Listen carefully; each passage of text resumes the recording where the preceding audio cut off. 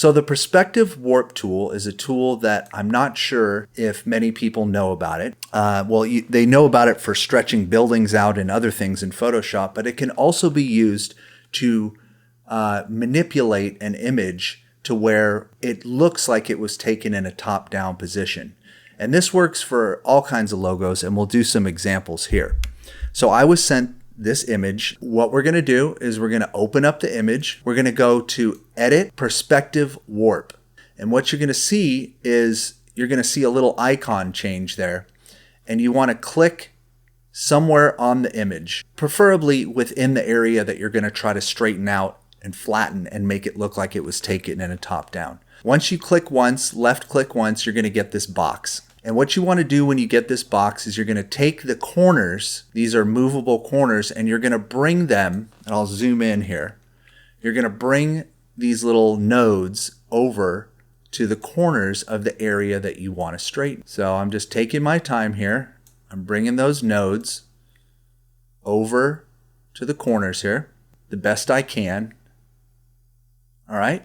And then once I have that, once I have those nodes in the corners where I want, I'm basically telling it what area I want to work with. I'm going to go ahead and up here in the left-hand corner, there's a button that says Warp. And I'm going to click Warp. And you might think, okay, nothing happened. So there's a couple of different features here. This one is, if you hover over it, it says automatically straightened near vertical lines. The next one is automatically level near horizontal lines. This other button right here says auto warp to horizontal and vertical lines. And this is the go back button. This is the forget about.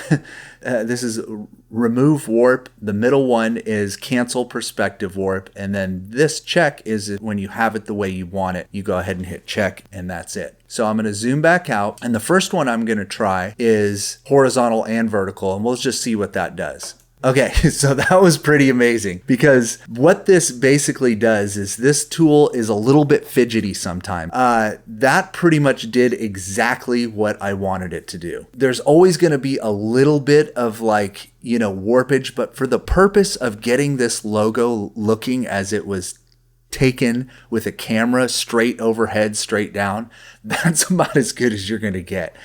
It doesn't always work out that way, and you have to adjust these nodes. And as you adjust them, you see once you hit node, you can start changing the perspective of what was going on.